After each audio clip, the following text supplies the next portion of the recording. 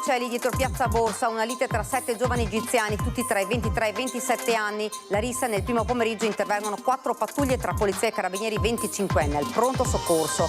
Nuova spaccata a Treviso, nella notte colpita la Fantic di via Noalesi, i ladri scagliano un mattone contro la vetrata e arraffano 2 biciclette elettriche da 5.000 euro. Sui colpi dei giorni scorsi in città c'è un sospettato. In diretta prima edizione il sindaco di Treviso Conte parla di un individuo già noto, attorno al quale il cerchio si starebbe chiudendo. Attività commerciali che già non attraversano un momento facile, con Ascom allo studio, nuovi incentivi, dice il primo cittadino, pronto ad incontrare i nuovi proprietari dei locali sfitti dal Calmaggiore. Scuole al freddo, l'emergenza sta rientrando nella maggior parte degli istituti, situazione ancora critica al Palladio di Treviso, all'Obici di Oderzo, Caldaia KO ad Arcade. La morte di Alex Marangon all'abbazia di Vidora, 5 indagati e tutti partecipanti al test del capello, un passo importante per i legali della famiglia, ma per la mamma ci si è mossi troppo tardi. 55enne muore durante un turno di vigilanza notturna in un cantiere legato alle Olimpiadi Milano Cortina. La famiglia chiede chiarezza e presenta denuncia e indagini della procura. Mentre il presidente del Veneto Stefani presenta il piano casa regionale per mettere a disposizione alloggi a giovani lavoratori, coppie e caregiver, il Sunia parla di continue richieste d'aiuto rivolte al sindacato anche durante le festività. Buonasera, ben ritrovati, edizione trevigiana dei nostri notiziari. Dunque questi titoli con la cronaca in primo piano: rissa tra 7 giovani egiziani in via Fiumicelli oggi pomeriggio alle 14 in pieno centro a Treviso. Fortunatamente solo una contusione al polso per uno dei ragazzi, ma l'ennesimo episodio in uno dei luoghi più frequentati dai giovani turbolenti. In 7 ad affrontarsi per motivi da chiarire, probabilmente futili, come già accaduto in passato. Urla e botte in pieno giorno e in pieno centro, in una zona, via Fiumicelli, teatro di molti episodi saliti alla ribalta delle cronache cittadine. La lite con rissa poco dopo le 14 tra 7 giovani egiziani, tutti tra i 23 e i 27 anni, tutti residenti a Treviso e tutti parte della stessa compagnia. Lo scontro attira l'attenzione dei residenti impauriti che lanciano l'allarme alle forze dell'ordine. Sul posto giungono 3 auto del nucleo operativo radiomobile ed una volante della questura. I giovani sono stati tutti fatti salire a bordo, accompagnati in comando ed identificati. Nei loro confronti si procederà alla denuncia per rissa. Fortunatamente il bilancio non è grave. Un 25enne è stato medicato all'ospedale di Treviso per una contusione ad un polso. Un episodio comunque che riporta l'attenzione su un'area tra le più delicate della città. Nuova spaccata a Treviso, nella notte colpita la Fantic di via Noalese, ma ad agire non sarebbero stati gli stessi malviventi dei furti a bar e saloni del centro. Si tratta di un individuo, ha detto in diretta prima edizione il sindaco Conte, di fatto già identificato. Io credo che abbia le ore contate, fermo restando che poi io non posso garantire che questa persona finisca in galera. Mentre un'altra attività commerciale della città, la Fantic di via Noalese all'ex Pagnossin, è vittima di una spaccata, le indagini si stanno chiudendo intorno all'autore dei colpi a bar e saloni di Parrucchiera del centro e dei quartieri appena fuori mura durante le festività. L'individuo è già stato identificato, come ha confermato in diretta a prima edizione il sindaco Mario Conte. È un volto già notissimo. Lo metterei nella categoria dei disperati più che dei malviventi. Sono più i danni che lascia nelle varie attività, con la riparazione dei serramenti, la spaccata del vetro, piuttosto che il danneggiamento delle casse, che non la refurtiva che porta via. Alla Fantic a colpire è stata, secondo gli inquirenti, un'altra mano. Erano le 2:30 della notte quando ignoti hanno sfondato una vetrata con un mattone, scappando con 2 biciclette elettriche del valore complessivo di 5.000 euro. Nient'altro forse messi in fuga dall'allarme. Sull'episodio stanno indagando i carabinieri. Quanto ai colpi tra Natale e l'Epifania, il quadro è ormai completato. Speriamo che si metta la parola fine nel giro di pochi giorni. Lasciamo che lavorino le forze dell'ordine. Sono convinto che a breve ci saranno delle novità. Locali e negozi costretti a incrementare le misure di sicurezza, oltre a far fronte alle spese ordinarie in continua crescita. L'aumento delle tariffe dei parcheggi non aiuta, anche se l'attrattività della città, dice Conte, non pare al momento risentirne. Lo dimostra il fatto che sono sempre pieni.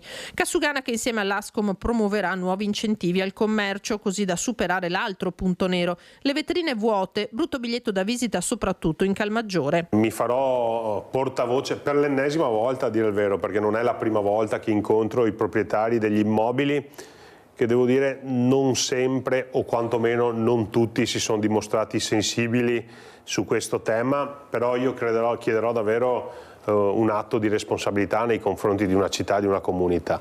Tenere chiuso un negozio significa far perdere attrattività a tutta la città, compreso il loro negozio. Ai consumatori Conte ribadisce: limitate gli acquisti online e favorite i negozi fisici, sebbene il trend generale vada in direzione opposta, con il risultato che più di uno spazio commerciale si sta trasformando in altro. Capita che ti chiedono di trasformare uno spazio commerciale in un'autorimessa per un'autovettura. Perde un po' la bellezza della città, ma allo stesso tempo diventa attrattiva per coloro che magari vengono in città, cercano una casa con parcheggio e la possono anche trovare. Chiedo scusa, queste richieste vi arrivano? Non tantissime, qualcuno arriva. Anche questo, conclude Conte, significa tuttavia rendere più attrattiva la città, il cui benessere dipende in primo luogo dal mantenimento, o meglio ancora dall'incremento della sua popolazione. Scuole al freddo, l'emergenza sta rientrando nella maggior parte degli istituti della Marca, dove si sono verificati problemi di riscaldamento. La situazione sta migliorando, soprattutto dalla tarda mattinata di ieri, ma ancora oggi abbiamo alcuni ambienti non accettabili. 962 studenti su 1000, la quasi totalità degli alunni dell'Istituto Palladio ha deciso di non frequentare le lezioni, manifestando il disagio vissuto dal rientro delle vacanze di Natale per il mancato funzionamento del riscaldamento. Sit-in davanti alla scuola e poi la decisione di tornare a casa preannunciata al Consiglio d'Istituto ieri sera. Diversi ambienti rimangono ancora oggi nelle nostre aule freddi, stiamo parlando di temperature all'intorno tra 15 e 16 gradi, la palestra è l'ambiente forse più freddo che abbiamo, siamo intorno ai 13 gradi ed è difficile fare lezione quando non si sta bene. Si sono comportati benissimo, quindi intorno alle 8 si sono radunati al di fuori del cancello, sono riuscita a parlarci, ho cercato anche di convincerli a entrare, ma hanno voluto manifestare in modo pacifico, senza slogan, comportandosi in modo dignitoso e hanno mantenuto fede a quello che si erano ripromessi, cioè il fatto di non entrare. Qualcosa evidentemente non ha funzionato qui, come in tante altre scuole della Marca che dal 7 gennaio si sono trovate con le aule gelate. Probabilmente ci sono state delle concause, il freddo particolarmente intenso di questi giorni, anche notturno, lo stop delle vacanze natalizie e dall'altro lato qualche problema tecnico. Sommando tutto quanto, alla fine le temperature ne risentono ovviamente dentro l'aula. L'emergenza freddo, che ha coinvolto una decina di istituti superiori della Marca, sta comunque rientrando. La provincia, in collaborazione con i dirigenti degli istituti nei quali si sono registrate le criticità, ha continuato interventi e monitoraggio per un ritorno alla normalità. Al Palladio la situazione è più critica. In tutte le altre situazioni che avevamo segnalato ieri la situazione sta lentamente tornando alla normalità. Ad Oderzo e al Sansovino sono rientrate a scuola, nell'Obici abbiamo solo due classi che hanno preferito non fare le lezioni, in tutte le altre scuole a Conegliano, il Verdi di Valdobbiadene ne sono rientrati. Nel frattempo la provincia vuole anche accertare ragioni e responsabilità di questo disservizio. Già fra oggi pomeriggio ho convocato tutti i responsabili della ditta che si occupa delle manutenzioni e della gestione degli impianti per avere il quadro della situazione e capire quali sono le cause e adottare i provvedimenti conseguenti. Riscaldamento guasto alla scuola media di Arcade, il comune decide di chiudere l'istituto studenti a casa nella giornata di lunedì. Lunedì dovrebbe arrivare il componente che manca, che è in avaria, e pertanto dovremmo ripristinare per martedì. Questo metto un punto di domanda, perché se fosse allunghiamo la chiusura. 150 ragazzini che frequentano la scuola media Corazzin di Arcade lunedì resteranno a casa. La decisione è stata presa dall'amministrazione comunale dopo un guasto improvviso all'impianto di riscaldamento dell'istituto a metà mattina di venerdì. La caldaia, che ovviamente non è impianto vecchissimo, perché la ristrutturazione del 2020, uno dei compressori è andato praticamente in avaria e quindi abbiamo dovuto chiamare l'idraulico, il quale ha tentato invano di fare un bypass per permettere al riscaldamento di raggiungere una temperatura accettabile, ma non c'è stato verso. Per concludere la giornata di scuola, gli studenti sono stati dirottati nel teatro e poi nella palestra dell'istituto, che hanno un altro impianto di riscaldamento, ma per la ripresa regolare delle lezioni è necessario che il guasto sia riparato, quindi se tutto va bene la scuola riaprirà martedì prossimo. Alex Maragon morto dopo un rito sciamanico all'abbazia di Vidor. Sono 5 gli indagati della Procura di Treviso. Ha deciso anche il test del cappello a tutti i partecipanti alla cerimonia. La mamma del barman di Marcon, 1 anno e mezzo per avere degli indagati. Troppo tardi sì, secondo me sì, perché comunque si sapeva già dall'inizio chi era coinvolto. La disperazione di una mamma per la perdita del figlio, l'amarezza per il troppo tempo passato dalla morte. Solo ora risultano 5 gli indagati dalla Procura di Treviso. Si tratta di Alexandra Diana da Sacco, moglie del conte e proprietaria dell'abbazia di Vidor, dove si è consumata la tragedia, di Andrea Zuin e della compagna Tatiana Marchetto, ovvero gli organizzatori del rito sciamanico, e dei 2 curanderos colombiano Johnny Benavides e Sebastian Castillo, tuttora irreperibili. Da quel terribile giorno sono passati 19 mesi. Alex Maragon, dopo aver partecipato ad un rito sciamanico, è morto cadendo dalla terrazza dell'abbazia di Vidor. Non è giusto che queste persone siano libere e che vadino avanti a fare queste cose in altri posti, e io non vorrei che ci fosse un altro Alex. E è giusto che vengano fermate queste cose. Morte come conseguenza di altro reato e cessione di sostanze stupefacenti. Sono queste le accuse rivolte ai 5 indagati che dovranno rispondere della morte di Alex, trovato senza vita nelle acque del Piave il 2 luglio 2024. Gli esami tossicologici sul giovane avevano rilevato varie sostanze. Come sapete aveva portato alla luce l'esistenza nel suo corpo di queste sostanze, quella ayahuasca in particolare, che noi da sempre sostenevamo essere stata somministrata in quella maledetta serata. Fra l'altro la Procura ha anche comunicato che verrà effettuato in settimana il test del cappello su tutti i partecipanti al rito del 28-30 giugno 2024 per provare a individuare eventuali sostanze stupefacenti consumate. L'avvocato Tigani spiega che anche loro stanno facendo ulteriori accertamenti che poi metteranno a disposizione dell'attività giudiziaria. Proprio partendo dal dato oggettivo che era emerso inizialmente a seguito del primo esame del cadavere ad opera del professor Furlanetto, cioè quelle lesioni che erano assolutamente compatibili con un'azione di terzi, diciamo così, e che poi abbiamo visto hanno avuto una frenata, chiamiamola così tra virgolette. 5 indagati è un passo importante, dice Tigani, per la ricerca della verità. Gli avvocati della famiglia avevano già sporto denuncia anche per omicidio volontario, questo però a carico di ignoti. Già 1.000 euro raccolti per aiutare la famiglia della Libera a rimettere in sicurezza la propria casa a Spresiano dopo che è stata colpita da un furto molto violento con ascia e mannaia.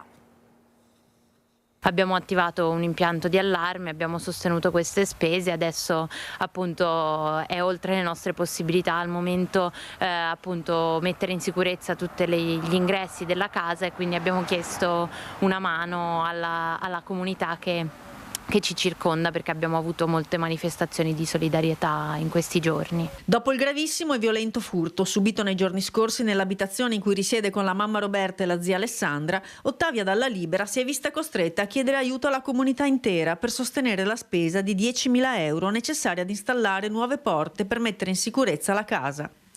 E per una volta sono i tanto vituperati social a dare una mano, raccolti fino ad ora poco più di 1.000 euro. La raccolta è iniziata ieri mattina, l'ho diffusa alla mia comunità social e abbiamo raccolto, devo dire, insomma, siamo lontani dall'obiettivo finale, ma abbiamo già raccolto molti contributi che insomma ci hanno anche scaldato il cuore, perché appunto anche da persone non vicinissime, insomma è stata una cosa che ci ha fatto sentire appunto abbracciate da una comunità di sostegno, ecco. Una necessità, quella di procedere in fretta anche per tranquillizzare la zia. La nostra priorità appunto è far sentire in sicurezza mia zia Alessandra, che appunto è una ragazza fragile, che è rimasta particolarmente traumatizzata come noi, insomma, dal fatto, ma che fa più fatica di noi a razionalizzare le ansie che derivano da un un'effrazione violenta come la nostra, quindi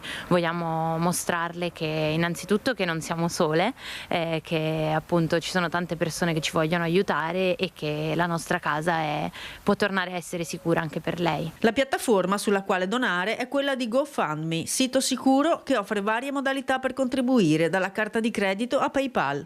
Ogni goccia, anche la più piccola, confessa Ottavia, servirà a farci stare bene. Mentre il Presidente del Veneto Stefani presenta il piano Casa Regionale per mettere a disposizione alloggi a giovani lavoratori, coppie e caregiver, il Sunia parla di continue richieste d'aiuto rivolte al sindacato anche durante le festività. Anche sotto le vacanze ci sono state segnalazioni di esecuzioni immobiliari, di sfratti esecutivi o comunque di disdette problematiche che porteranno probabilmente alla perdita dell'abitazione. A Natale e Capodanno non si sono ridotte, anzi le richieste di aiuto al Sunia, il sindacato inquilini della CGIL, che pone l'emergenza casa in testa alle difficoltà affrontate in un 2025 non facile. L'anno passato abbiamo avuto un aumento delle situazioni, diciamo, di disdette e di persone che non riescono a trovare un alloggio. Non tutte si sono trasformate in sfratti per nostra sfortuna, però tanti sono stati i casi in cui abbiamo dovuto trattare con i proprietari per avere delle proroghe, che abbiamo dovuto valutare tutta una serie di situazioni insieme agli inquilini, quindi diciamo il problema di trovare casa è quello che l'ha fatta da padrone. Diventata marginale dopo la bolla energetica legata in particolare al gas, la questione delle spese condominiali sono due i principali problemi sul fronte casa. Si fa sempre più fatica a trovare alloggi liberi e gli affitti continuano ad aumentare. Se io vado a vedere il mercato generale, 700 euro non è una cifra alta. Se io vado a vedere quello che si può permettere uno stipendio medio da noi, 700 euro è una cifra molto alta. Devo avere non uno stipendio medio, ma uno stipendio medio alto per potermi permettere un affitto di 700-800 euro.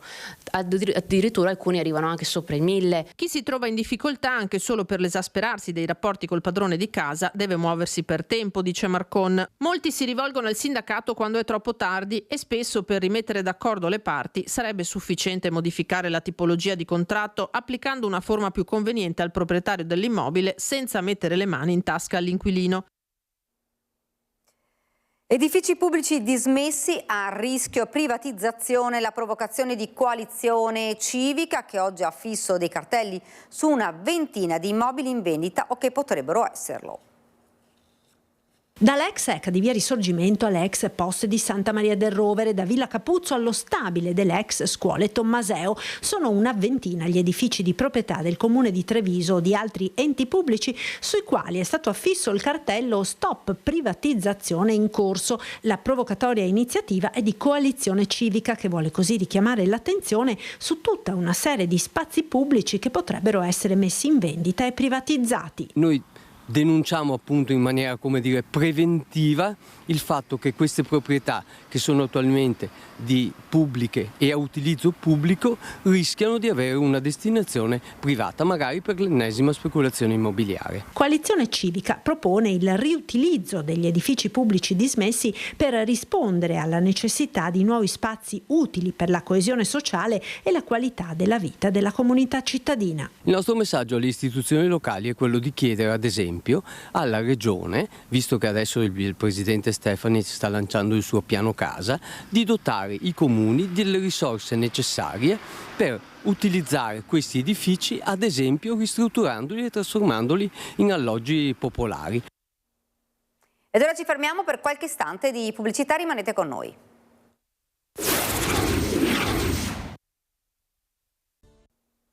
Rieccoci nuovamente in studio. Chiude il carcere minorile di Treviso e fra un mese i ragazzi verranno trasferiti nel nuovo istituto inaugurato a Rovigo. Molte le perplessità dei sindacati a partire dalla mobilità del personale.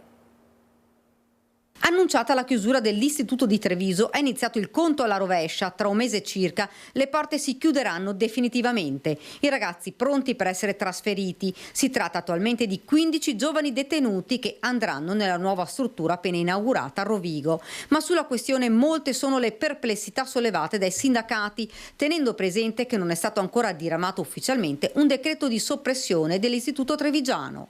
Ma a preoccupare è la mobilità del personale, 46 agenti di polizia penitenziaria. Nella mobilità data dall'amministrazione della giustizia minorile ha posto che il personale che ora fa servizio a Treviso venga direttamente trasferito a Rovigo e durante il trasferimento, quindi il personale stesso deve fare circa 6 mesi a Rovigo, dopodiché può raggiungere la sede che lui ha scelto. Il corpo di polizia penitenziaria Tuona Pegoraro è unico e gli agenti avrebbero potuto scegliere di rimanere all'interno del carcere per adulti a Treviso, possibilità, dicono, che invece non è stata data. Il Dipartimento Giustizia Minorile e di Comunità ha attivato un tavolo con i sindacati di categoria, ma allo Stato non è stato trovato nessun accordo. Non solo, ma una volta chiuso il minorile di Treviso, gli spazi rimasti vuoti verranno riassegnati proprio all'istituto per adulti, dove verrà realizzato uno spazio dedicato ai semiliberi,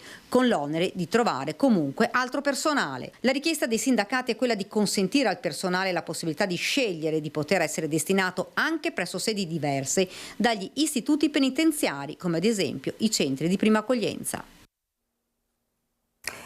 Domani alle 11.30 alla libreria Lovat di Villorba il direttore di Media Nord-Est Luigi Baccialli presenta il suo ultimo libro, Focus, storia, retroscene e segreti di un talk show di successo. Un volume che ripercorre quasi 20 anni di politica e fatti del territorio raccontati nella cornice dell'appuntamento televisivo serale più seguito dai veneti. Appuntamento dunque domani alle 11.30. Ed ora siamo alla nostra pagina da Belluno e provincia.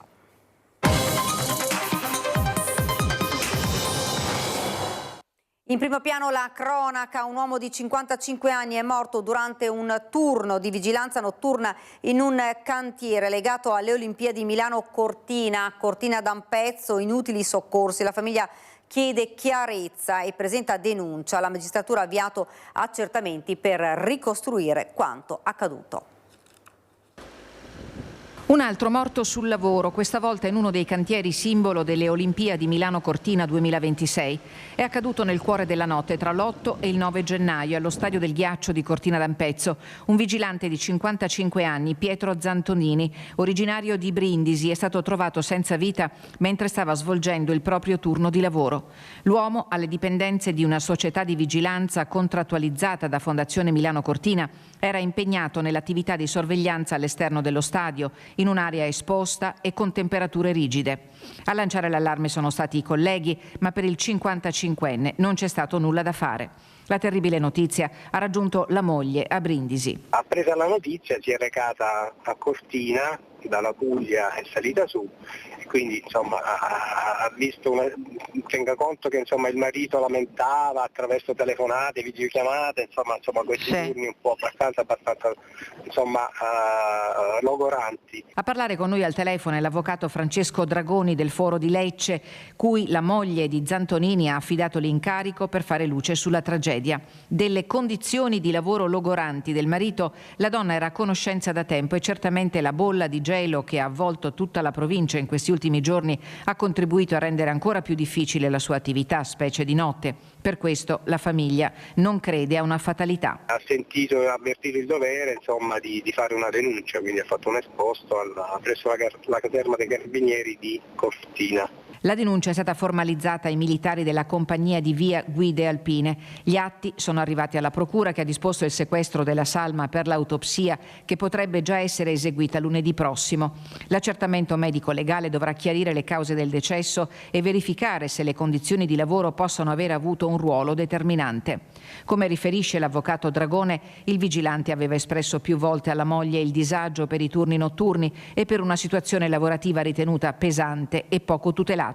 Ovviamente noi attendiamo l'esito degli esami che saranno espletati dal medico legale nominato dalla Procura. All'esito ovviamente delle risultanze, ovviamente la famiglia poi valuterà le ulteriori iniziative da intraprendere nei presunti responsabili, diretti o indiretti, della morte di questo lavoratore. Ora sarà l'inchiesta giudiziaria a stabilire se questa tragedia si sarebbe potuta evitare. Sulla morte del vigilante, il vice premier e ministro Matteo Salvini si dichiara profondamente addolorato, informando di aver chiesto informazioni dettagliate sull'accaduto con particolare riferimento al contratto e alle mansioni del lavoratore. È quanto si legge in una nota diffusa dallo staff del segretario della Lega e vice premier, cordoglio anche da Simico, società infrastrutture di Milano, Cortina, che precisa trattarsi di un cantiere che non è di propria competenza.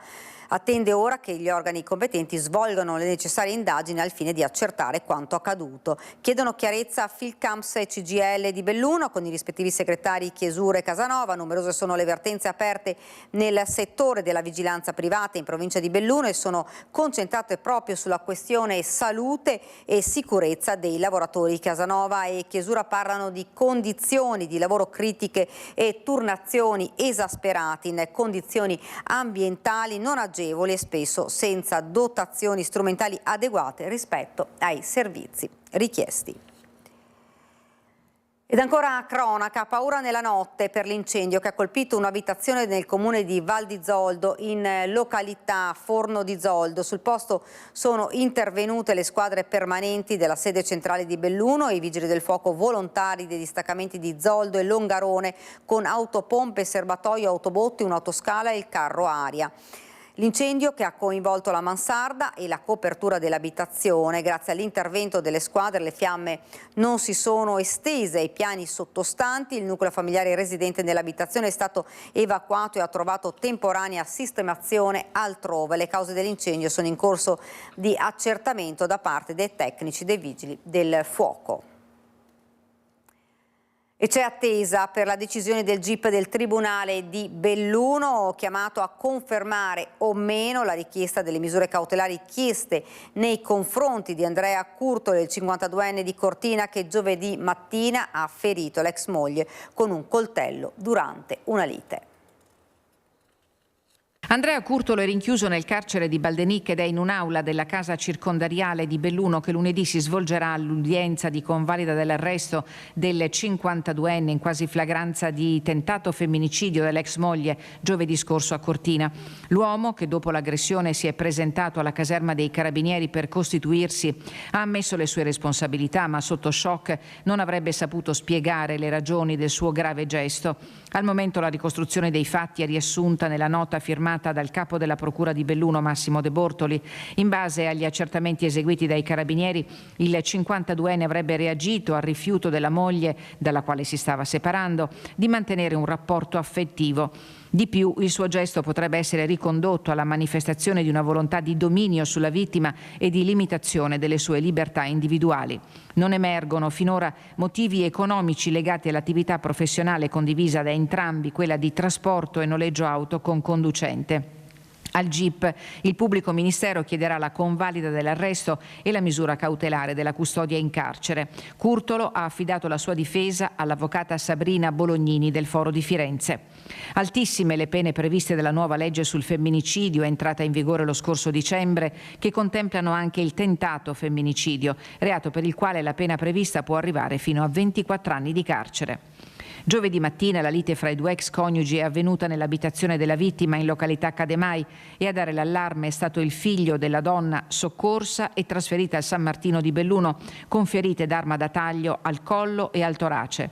Non è mai stata in pericolo di vita, ma la sua esistenza da giovedì resterà segnata per sempre.